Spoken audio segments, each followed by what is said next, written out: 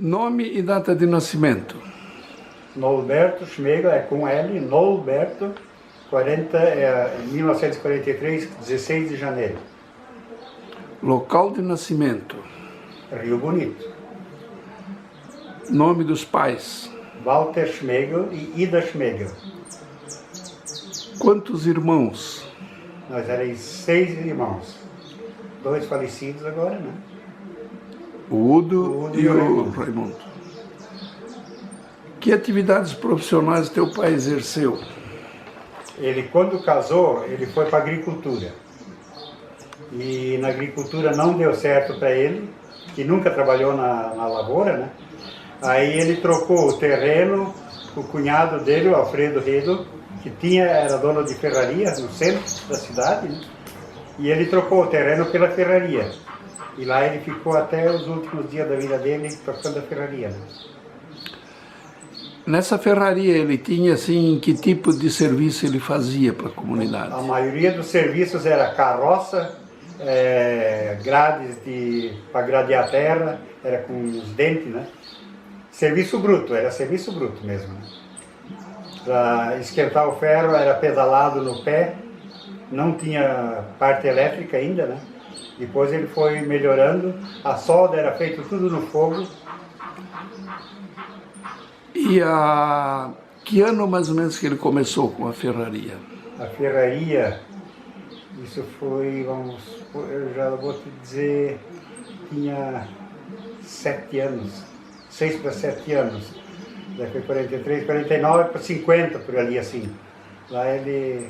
E trabalhou até os últimos dias que pôde. Depois ele chegou a falecer praticamente aos 92 anos, né? Ia fazer 92 em abril e em fevereiro ele faleceu. E ali junto teve agregado também o Raimundo, né, com atividade para conserto de bicicleta. O Raimundo, ele tinha oficina de bicicleta. E daí depois que eu casei, daí ele que ajudava o pai junto na parte de ferraria. Ele completava a mão de obra deles. Né? E aí depois, mas não ia dando certo, daí o pai juntou a família para um dos filhos assumir a ferraria. E daí o mais provável seria eu, né? E eu trabalhei, bem dizer, só na ferraria. Mas daí o Ingo, ele disse que ele não tinha condições de fazer outra coisa, então ele ia assumir a ferraria, né? Só que com uns 2 ou 3 meses depois ele largou, daí eles vieram, queria que eu pegasse, mas daí eu não aceitei mais, né? Porque eu já tinha encaminhado outras coisas, né? E o Udo depois, então, fez ali a oficina, a loja para venda de bicicletas, né? Aí, então, ele comprava as bicicletas desmontadas e o Raimundo montava as bicicletas para ele. Praticamente ficou até a morte, né? O Udo ficou até quando faleceu. Até a morte levar ele, daí que ele tinha isso lá. Você nasceu no Rio Bonito. Como foi a sua infância, época de criança, no Rio Bonito? Subi barranco da estrada. Isso que... eu morava bem sozinho, bem abandonado, né? E hoje mora o Chico Prorno naquela propriedade. Lá ainda tem a parte que era da casa bem antiga, que era a casa do falecido pai. Essa madeira ainda existe lá. Só que ele modificou tudo, né? Ele começou com gado leiteiro, hoje tem... começou com criação de porco também, suinocultor. E foi modificando, e hoje eu acho que mais que ele trabalha é com lambique de pinga, né? Isso. Acho que é o que mais ele... Produtos derivados da cana, né? Ele faz, né? Produtos derivados da cana, melado, açúcar, né? Mascavo e... Teve mais alguma atividade assim, por exemplo, o Rio Bonito deve ter tido engenhos, farinheira, descascador de arroz, moinho de milho, coisas assim, não? No Rio Bonito ficou só naquilo, né? Só aquilo. Só naquilo que foi feito, que depois o falecido Germano Prorno, ele tinha engenho de cana também, antes e depois o Chico que pegou isso lá, né? Isso. Mas já existia o engenho de cana do Germano Prorno. Tens alguma lembrança da escola que teve aqui no Rio Bonito? Professora Dona Lula, Luísa Rodrigues Eu me lembro Haas. da escola, que era aqui bem pertinho, bem na esquina aqui, né? Que eu só me lembro da criançada que vinha lá de cima do Rio Bonito para cá para ir para a aula, mas eu só conhecia por passagem, que quando existia a escola aqui, eu já morava no centro da cidade. Daí. Sim. Vou morar... E quais são as lembranças da sua época de criança com relação à Agrolândia, a cidade de Agrolândia, mesmo o centro de Agrolândia? Que visão você tem disso? Ali a lembrança é muito boa ainda e nunca esqueci que quando nós tinha 8 para 9 anos, final de semana, durante a semana, daí na ferraria cortava pedacinhos de ferro para botar na funda, que chamávamos de estilingue, mas nós conhecíamos só por funda. Mas esses pedacinhos de ferro só podia ser usado para tirar em rola do mato e saracura.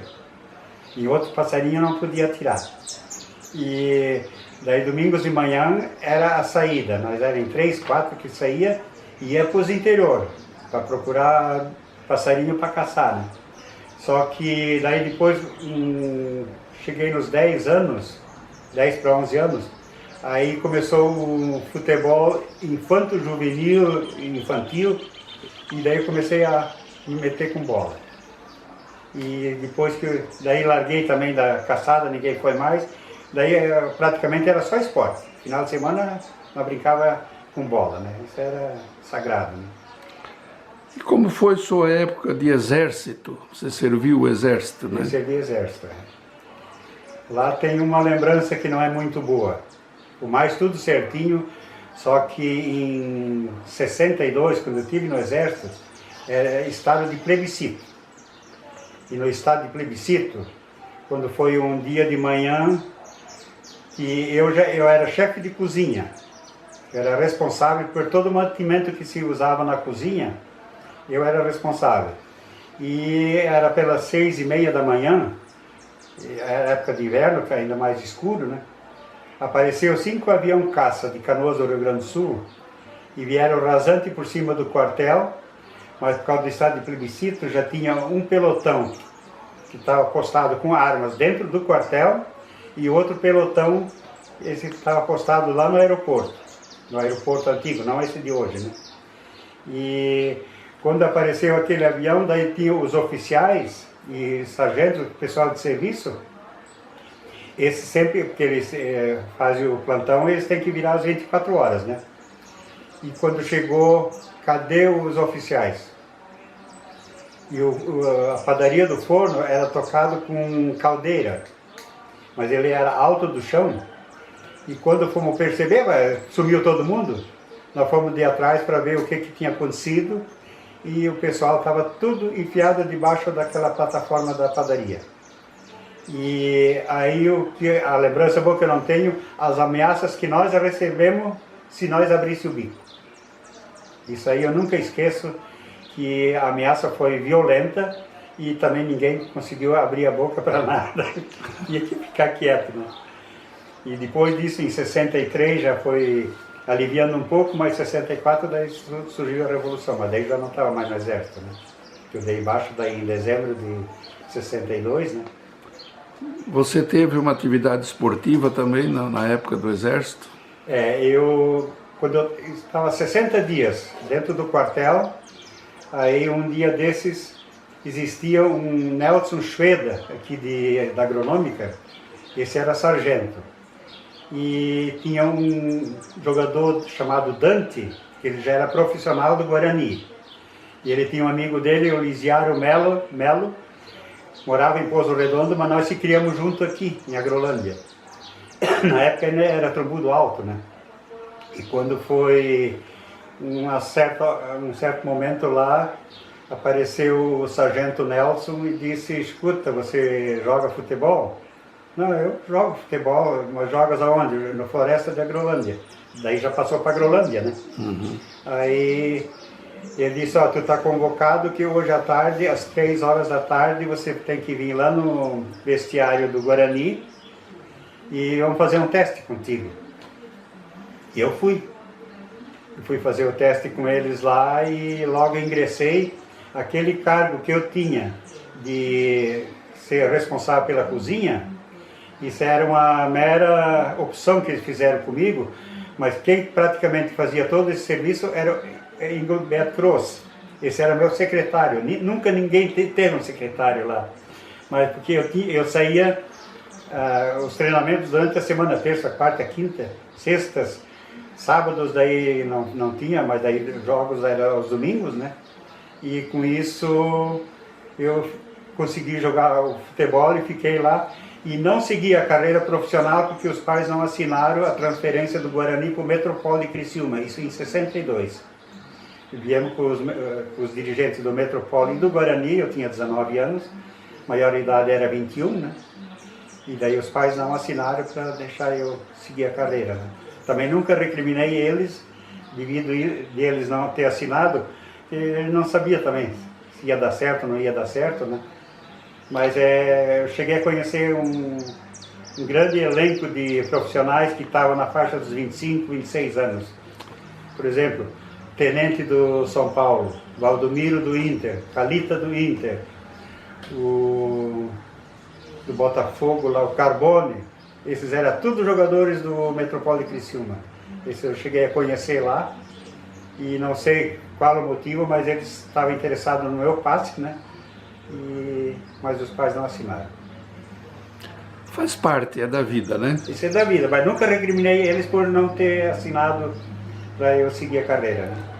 Você teve uma longa carreira esportiva, né? Você atuou em muitos times aqui da região, não só no futebol, em outras modalidades, assim, mas vamos no futebol, por exemplo. Além do Floresta, você atuou em que equipes? Eu do Floresta em 63 para 64, o Hildo Mon era diretor do rodoviário do Rio do Sul. O Libert Westphal era o presidente do clube. Aí tinha aquela dupla Marajó e Chiquinho, e o Marajó trouxe o Libert Westphal e o Hildo Mon lá na casa do meu pai para conversar comigo para jogar no rodoviário. Daí eu joguei 63, final de 63, 64, 65 e 66 eu joguei no rodoviário. Mas quando não tinha partidas de campeonato em Rio do Sul, eu jogava com Floresta também. Jogava partidas amistosas aqui e eu recebia pago para jogar lá, né? E em 64, o Guarani de Palhoça era uma subsidiária do Figueira de Florianópolis. O tenente, como é que eu vou dizer? Não, coronel, talvez me venha o nome dele, que era o presidente do Figueira. Aí nós ganhamos aqui em Rio do Sul, fomos jogar lá e ganhamos lá dentro também. Aí de repente apareceu um senhor perto na porta do vestiário e perguntou pelo Cará e o Tucano. Daí nós fomos lá para conversar, daí ele disse, olha, tem um senhor que queria falar com vocês.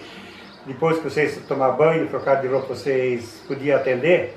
Não, nós vamos atender. E fomos, eu e o Tucano fomos lá e Major Ortiga, Major Ortiga, agora cheguei no nome. Não, eu lembrei. Aí chegamos lá, ele se apresentou, sou Major Ortiga, presidente do Figueirense. Eu tenho uma proposta para vocês, para assinar contrato amanhã com salário estipulado, mas só se os dois, um sozinho não, só os dois juntos. Daí o Tucano disse, olha, infelizmente eu não, porque eu sou funcionário da Prefeitura de Rio do Sul e eu não vou largar o serviço lá agora para seguir a carreira no futebol, né? Então ele disse, mas eu fui claro, né? É os dois juntos ou nenhum, né? Que o Tucano era meia apoiador e eu era, como se dizia, meia ponta de lança na época, que encostava no centroavante, né? Então a velocidade, nós ganhamos a partida em Rio do Sul, ganhamos lá também, né? Só que daí o Tucano já falou, e eu também não estava lá tão interessado assim, mas ele veio a fazer a proposta, né? E sem teste e sem nada, já estipular o salário segunda-feira, mas daí ficou tudo nada feito. E daí a gente jogava muitas partidinhas aqui. aqui o Guanabara da Atalanta, que era o município vizinho, né? Quando às vezes eles tinham uma partidinha um pouco mais reforçadinha, daí eles vinham. Daí nós íamos em 3 aqui do Floresta para jogar lá com o Guanabara, né? E assim, a Colorado Dona Luísa também joguei lá com eles. E aqui em Agrolândia é só o Floresta? Aqui no Agrolândia é só Floresta. E a rivalidade Floresta e Continental? Era grande. Só que quando o Max Will, vou falar isso que era verdadeiro mesmo, o Max Will veio fazer a proposta para mim para jogar no Continental. E ele ia me dar um Fusca para jogar no Continental. E o Heinz Fuchs era diretor de futebol. E quando o pai e a mãe chegaram a saber, eles foram falar, não dá, na época tinha que assinar os diretores, tinha que, para fazer transferência de um clube para o outro, tinha que assinar, né? E daí, não, a mãe principalmente, e era de lá, né? Mas não, ele não sai e não ia assinar também, né? Eu também não fiz força nenhuma daí para correr de atrás, né? Não era por causa do carro, que ele ia me dar um Fusca para assinar para jogar no Continental. Até porque teu pai sempre foi econômico no Floresta por muitos anos, né? Fundador da membro primeira fundador. diretoria, ainda depois também ele fazia parte, né? E depois, mais tarde, daí ele passou a ser presidente de honra do clube, né? Isso. É. E desde que ele faleceu, daí muitos e muitos anos não teve mais, né? Hoje, então, eu estou representando isso lá como eu sou presidente de honra do clube, né? Continua com a família. Continua na família. Além do futebol de campo, o Floresta teve bolão, teve futsal, teve punhobol, teve, parece, basquete, o que mais? Basquete. Na cancha de basquete, as áreas eram marcadas, era tudo de areia, e a área era marcada com tijolo de pé, né? E às vezes quando a areia baixava um pouquinho, daí dava aquele... E lá nós começamos a praticar o futebol de salão. Porque o Raimundo teve um ano antes de mim no exército, e ele começou a bater uma bolinha no futsal, lá no batalhão, né?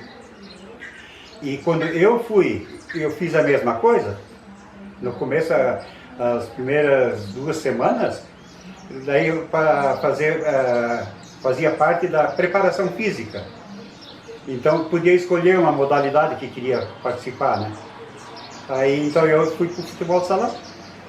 E quando eu voltei, aí nós fundamos aqui a primeira equipe de futebol de salão de Agrolândia.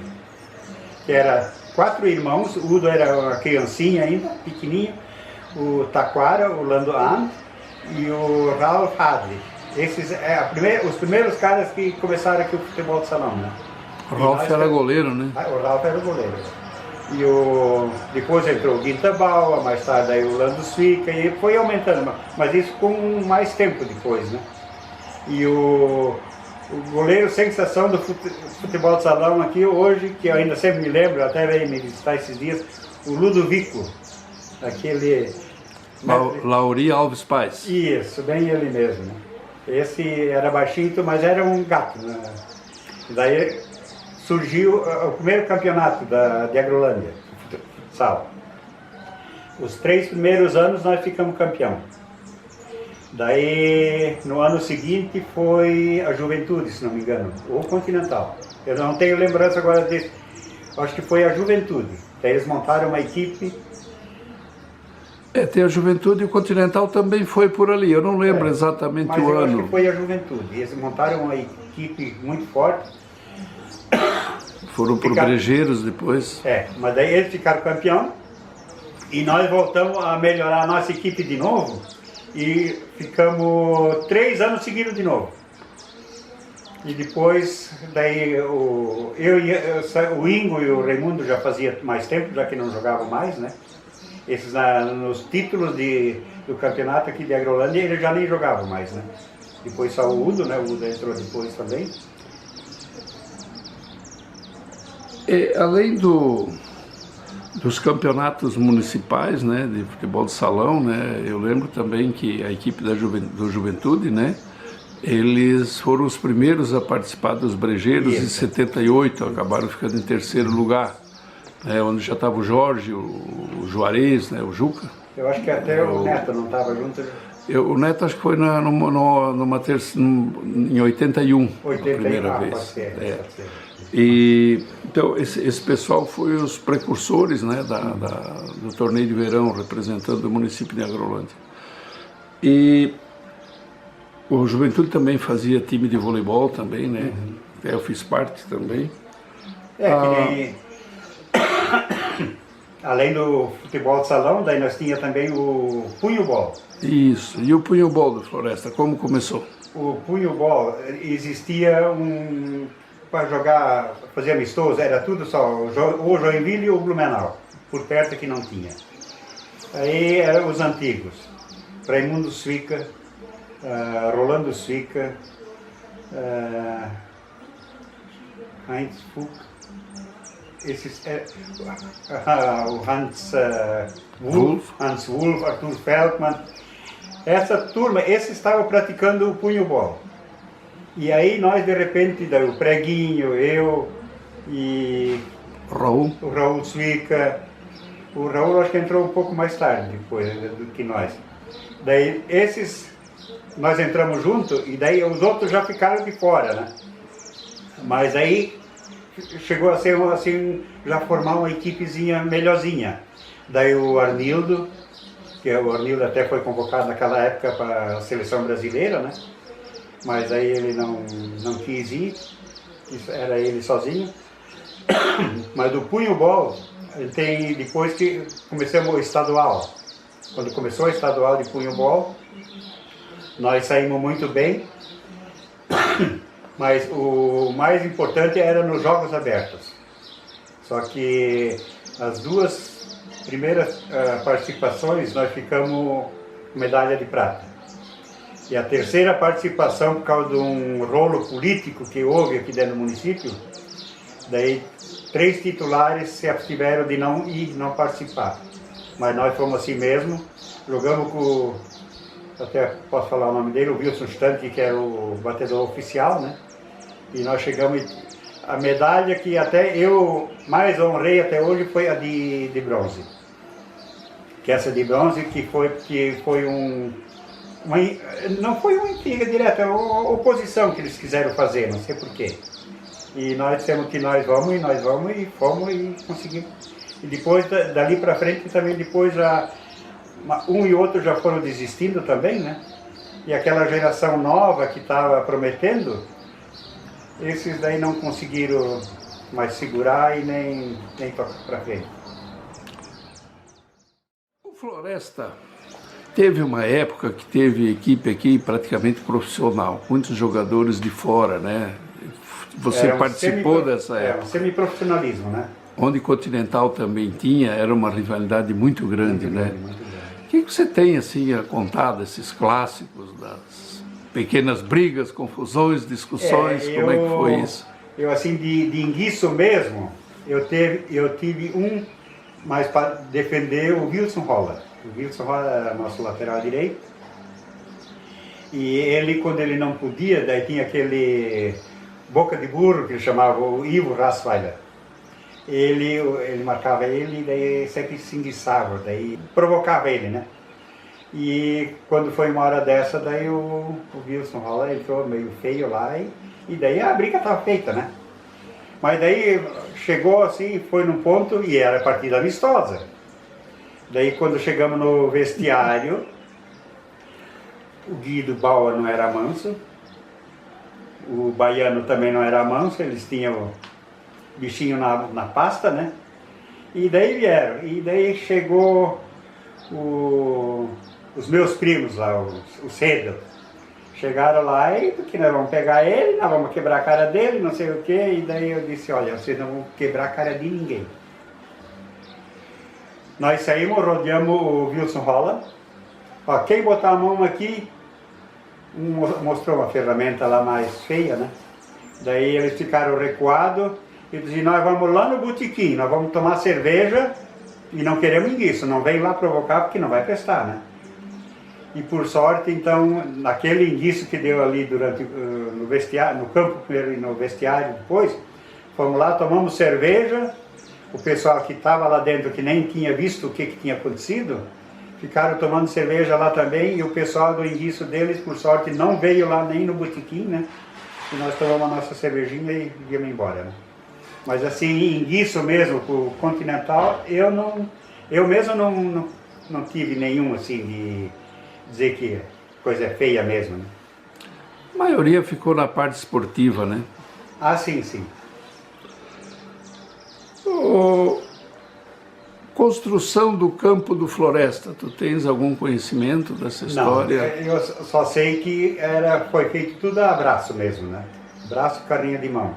Porque o campo era lá embaixo, o falecido Willy Prochnow morava lá onde é que é hoje, acho que não sei se é da ZP, ali da Leonita Bini.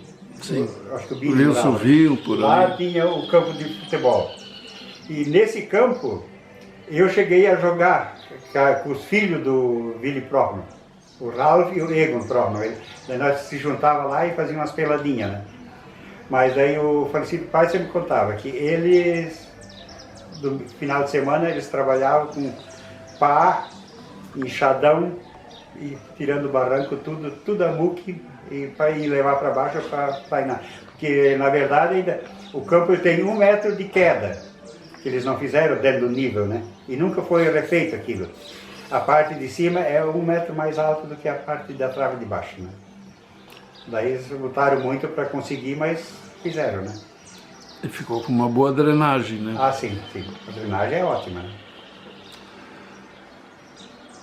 O salão antigo do Floresta, te lembras? O primeiro salão que eu me lembro do salão velho, esse era o salão da intriga, para falar a verdade, né? Que se um rapaz de fora chegasse e arrumasse a namorada, pois ele tinha que sair correndo, né? Principalmente era a Agrolândia e a Atalanta, que era o mais intrigante de todos, né? Mas, assim, morte, que eu saiba, nunca deu. Agora, facada, sim, já teve gente que saiu esfaqueada, né? E rolo, assim, o rolo maior que deu foi, eu acho que num baile, entre a turma do Tamoio, do Trumbudo Central, não, Pozo Redondo e Agrolândia, que deu um rolo muito grande num baile, até que no fim chegou um estranho lá que ninguém sabia quem é que era e conseguiu apaziguar tudo. Daí se abraçaram depois tudo, aqueles custódios, tinha um custódio lá, esse era meio quebra, meio macho. Conheci. Mas acabando, depois virou em nada também, daí fizeram as pazes e isso era de um torneio de futebol que tinha durante o dia e à noite tinha o baile, né? E no baile que estourou tudo, né? Eu frequentei o antigo salão, mas eu já sou da época mais calma.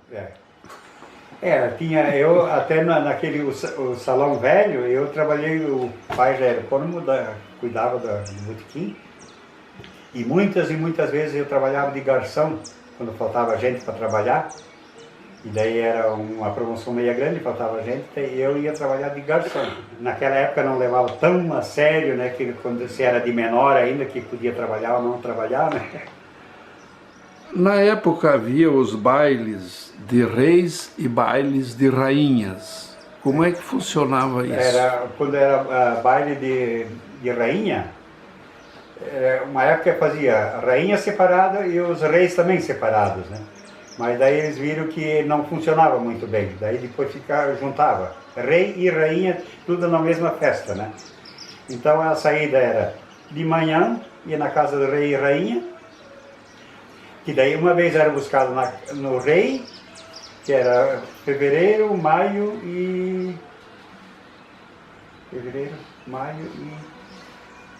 mais para o final do ano, setembro. Setembro eram os 3 bailes que dava, né? Uma vez era na casa do rei, na outra vez na casa da rainha, e assim, cada vez trocava, né? E aí então a festividade era grande, porque hoje para juntar um pessoal desse já é muito difícil, né? Mas aquele pessoal, daí não existia, de início só existia o Ipiranga. Daí depois que surgiu o Continental, mas até o Continental não ter surgido, porque o Floresta e o Ipiranga é o que sempre se juntavam melhor, se quadravam melhor também, né? Então se participava muito. Hoje em dia ainda existe isso, a participação mais de um e do outro, né? Também não existe mais com o Continental, assim, aquela rivalidade tão grande. Talvez tenha alguém que mas não quer se expor, né? Mas era a festa de rei, e daí era às 5 horas da tarde, a proclamação do rei e rainha, e à noite então era o baile, mas o baile não começava lá às 11 horas da noite, era logo às 8 horas da noite já, e daí ia até às 5 da manhã, chegar a clarear o dia, né? Lá não tinha esse negócio das bandas de música tocar só tantas horas, né? E era uma banda só e... Talvez a rivalidade com o Continental ela venha um pouco também por causa do futebol e não pelo social, né? Ah, sim, mas era por causa daquilo, Além desses bailes, os clubes, né, e o Floresta principalmente, o tiro e o bolão, né?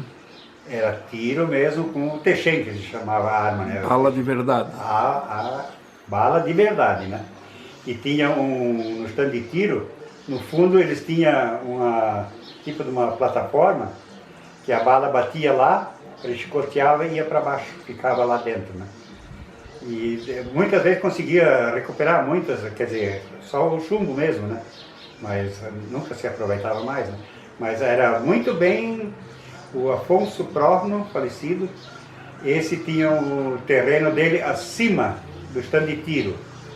E ele era pago, quando tinha festa de rei, ele ganhava pago o dia dele para não poder ir lá trabalhar ou fazer qualquer coisa.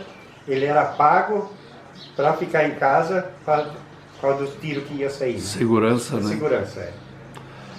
E depois passou para arma de pressão, né? É, arma de pressão, né? Só que aquilo nunca chegou a desenvolver que nem fosse a verdadeira, né? Mas mesmo assim, só que agora com a epidemia que deu, né? Covid, daí agora não sei como é que vai começar agora tudo de novo, né? Mas agora eu estava assistindo mesmo antes, 12 estados do Brasil, mais o Distrito Federal, já estão com a nova série de Covid outra vez, né? Lamentável, né? É. O Floresta teve também no bolão, e tem, né, um grande destaque, né, regional, estadual e até títulos nacionais. Antigamente tinha umas canchas numa lateral do campo, depois foi construída nos fundos e diminuído até a extensão do campo um pouco, né? Foi diminuído em 10 metros. Isso. A dimensão do campo diminuiu em 10 metros por causa da construção da cancha de bolão. E a parte de tiro tem uma ala aberta onde é que é com aquela surda, né, que eles atiram, né? Mas de início foi reservada aquela área para usar o Techem de novo, né? Mas isso nunca foi concluído daí. Hoje já eles não estavam conseguindo nem a licença para construir, né? Porque daí o fundo, que o primeiro stand de tiro, ele ia para dentro do morro, contra o morro, né? E ali não, era vão aberto, isso hoje aquelas casas, tudo lá, já para fazer uma segurança muito grande já complicava, né? Tem que ter uma proteção muito grande. Ah, tinha que ter muito grande. No bolão, o Floresta sempre teve também um econômico separado, né? Sim. Eu lembro do seu Alberto Canitz. Muitos anos. Mais alguém? Muitos anos. Horstmann? O Edgar Horstmann. E agora, por último, tinha um sogro do Peter, não sei o nome dele. Não conheço. Vários, né? O Arlindo passou por ali, né? O Arlindo Mas também passou. Teve mais, né? Alguns, teve mais né? gente. Mas tradicionalmente era o seu Alberto Canitz, depois o Edgar Horstmann, né? Um pouco da trajetória, o Floresta disputou campeonatos da Liga de Futebol de Campo por muitos anos. Muitos anos.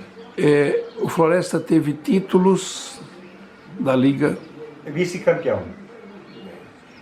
Só vice-campeão. A única vez que o mais perto que chegou foi ali contra o Atalantense, aqui quando foi feita a função. uniram o Continental e o Floresta, né? E eu não estava nem no campo, eu estava escutando pela rádio, e aí o Floresta ia ser campeão, e no último minuto eu acho que o Atalantense, o empate dava para o Floresta, né? E o Atalantense fez o gol da vitória. Na verdade, o gol de empate. O gol de empate? O empate dava para a Atalanta. O empate dava para eles, né? Aos 50 e poucos minutos do segundo tempo.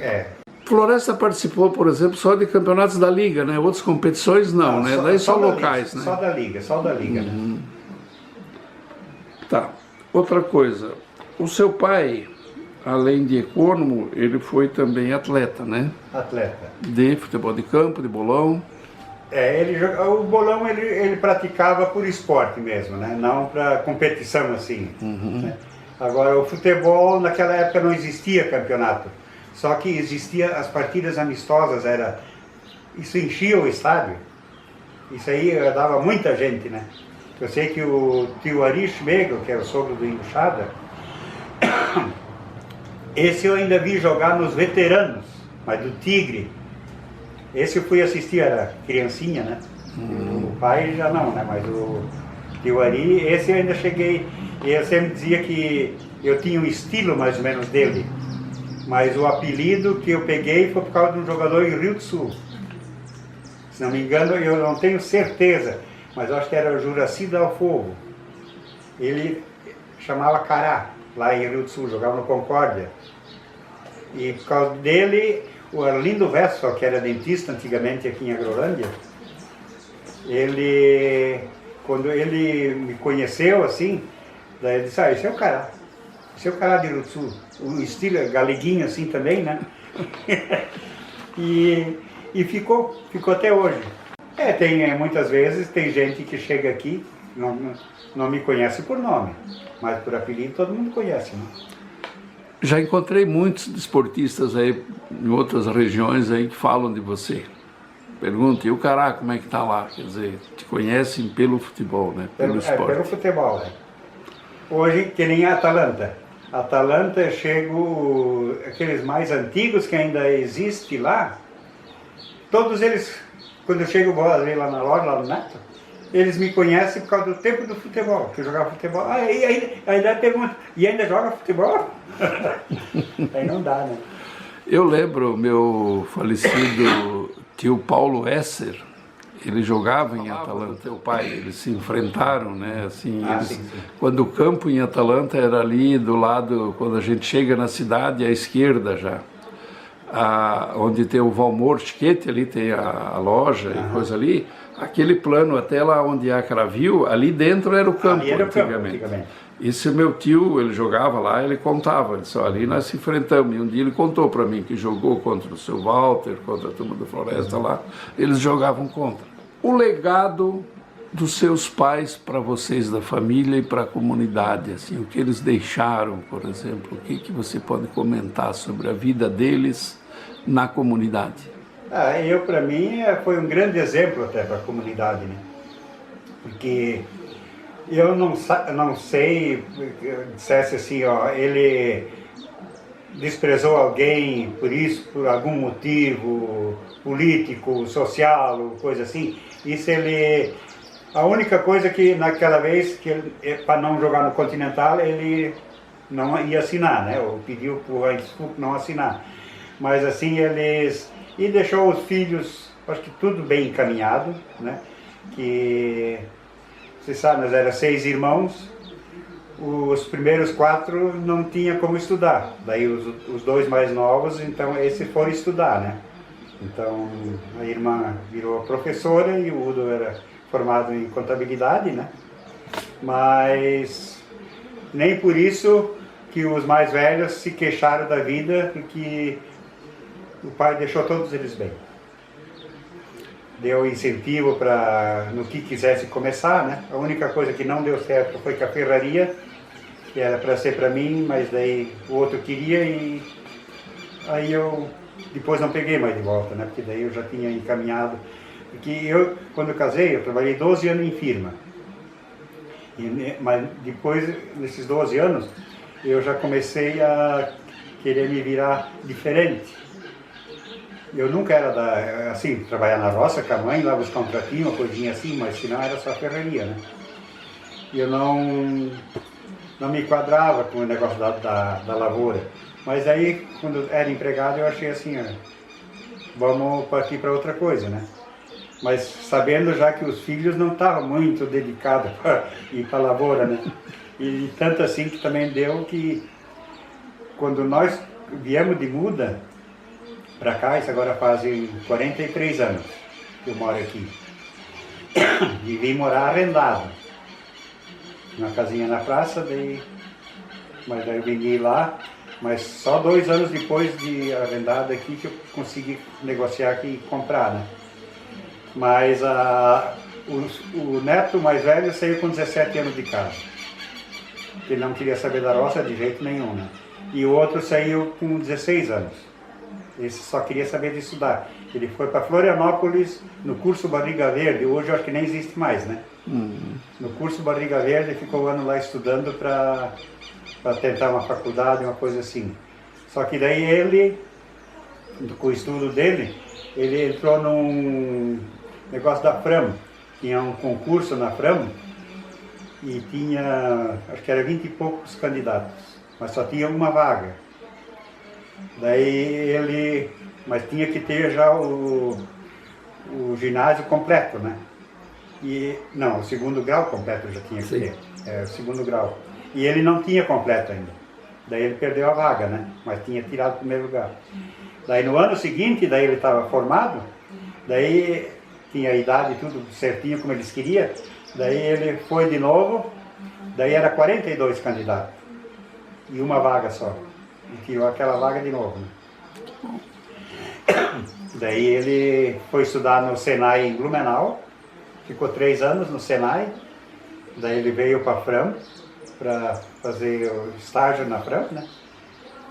Mas daí a Fram não demonstrou muito interesse de contratar ele, e daí surgiu na Celesc, e se aposentou com 33 anos de serviço na Celesc.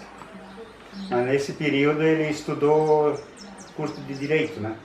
Então hoje ele está praticando a advocacia em Blumenau, ele com o amigo dele que se formaram junto, né? Vocês, o teu pai, quando jovem, já morava ali no centro, onde é a casa, teu pai morava agora no final da vida dele? O pai é nascido na Mulde, em Dayal. Daí ele, que era minha avó, ela ficou viúva. E o velho Otto Grimm, ele já era dono desse terreno ali, toda essa área ali que era do Fostinha, depois ali do... Sim. Isso era tudo propriedade dele. E ele era solteirão. E ele foi casar com a viúva, que era a mãe do meu pai, né? Se casou e daí ele buscou eles para cá. Depois ele fez aquela casa de material onde a Fostinha morava, né? O tio Helmut Foster, né? E daí ele também, daí ele pegou 3 filhos adotivos, o tio Harry, o tio Guilherme e o pai, né? E cada um,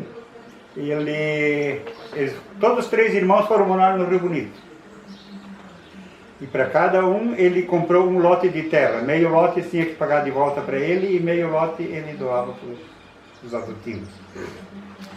E o pai, o tio Guilherme, depois também saiu, o tio Ari foi para o Tigre, começou o comérciozinho lá, secos e molhados, né? E o tio Guilherme lá ele foi lá para a Tifa da Cachaça. Mas saíram os 3 irmãos que moravam lá dentro, todos os 3 saíram de lá, né? E o pai saiu para trocou pela ferraria, né? Muito feliz. Eu pergunto porque nós tivemos uma história muito forte na economia e na geração de emprego aqui, que se chamava Firma Oscar Swicker S.A. Essa empresa ficava de frente, né, à casa do teu pai no final. Conhece um pouco da história da firma Swicker, não? Eu trabalhei 12 anos com eles, né? Eles em 1970, por ali assim, era das 10 maiores empresas de Santa Catarina em arrecadação de ICM. Mas eles tinham as madeireiras, tinha a fábrica de óleo, fecularias, né? E com isso eles, quer dizer, em 70 por ali, tem quantas empresas que cresceram bem depois, né? Isso são agora 50, seria 50 anos, né? Só que não sei qual o motivo que um irmão assinou passou para o outro os direitos, tudo de... E de repente essa empresa foi caindo, foi fechando uma fecularia, foi fechando uma fábrica de óleo. A madeireiras, eles tinham as serrarias lá em Otacílio Costa, tinha em Palmeiras, tinha nos Índios, né? Daí eles iniciaram a fábrica de papelão, isso era também. Quando construíram, dizem que lá foi o falecido Raimundo, que era o irmão mais velho deles, que ele disse que se nós não cair no buraco com aquela obra, ninguém mais segura nós, né? E quando foi poucos anos depois, nós ia, quando trabalhava na firma, às vezes fazia mutirão para reflorestar aquelas grotas, não sei se te lembra, ali para Serra Velha, sim, sim. Aqueles grotão ali. Nós trabalhávamos naqueles grotão para reflorestar, para isso ser ligeiro, porque eles vão precisar de madeira e em 75 praticamente já estava falido, né? Isso mesmo. Nós falamos antes do teu pai, o teu pai também teve ali, né, junto à casa, na lateral, uma pequena empresa, primeiramente material escolar, uma papelaria e uma atividade, um bazar, né? E ele representava, por exemplo, os jornais, né, de Santa Catarina, isso. Diário Catarinense, eu acho que outros, talvez, não sei se outros jornais, a Notícia de Joinville. Tinha um de Rio do Sul, como é que era? Nova Era. Nova Era também. Nova Era. Né? O teu pai era um assíduo leitor de jornais, né? Gostava demais. Um comentário sobre isso? A única coisa que eu posso comentar é que o jornal que vinha, independente de onde, de quando, ele tinha que passar o jornal. Ele daí já chegou num ponto que ele era praticamente um fanático da leitura do jornal. E muitas vezes chegava gente lá que queria discutir um assunto, não, no jornal é diferente, né? Então ele já debatia o assunto, o que ele leu no jornal, né? Que não era assim, como eu estava falando, que no jornal é diferente, né? Eu sempre digo assim, o jornal, além de informar, ele nos traz sabedoria, né? Nos ensina muita coisa para a vida, né? A mesma coisa quase que nem você ter livros, né? Para você ler um livro, uma que a leitura já te solta um pouco também, né? Que não precisa ser nem coisa lá tão importante assim, mas só pelo fato de você ler, você já te solta, né? Isso é um fato. Hoje eu tenho ainda negócio de ler livros, eu leio muito livro, né? Alguma coisa mais que tu queira contar? Talvez eu não lembro de ter te perguntado, não tratamos algum assunto importante? Olha, mas quase seria isso que a gente andou debatendo. Talvez tenha uma e outra lembrancinha que a gente não recorda na hora, né? Que isso já são de vivência, assim, que a gente sabe. Contar dos 8 anos que a gente, daí ali já dá, a gente hoje já quase com 80, né? Daí já modifica muito, né? Para você te lembrar de tantos anos atrás, né? Talvez teria coisas importantes até, mas não ocorre no momento, né?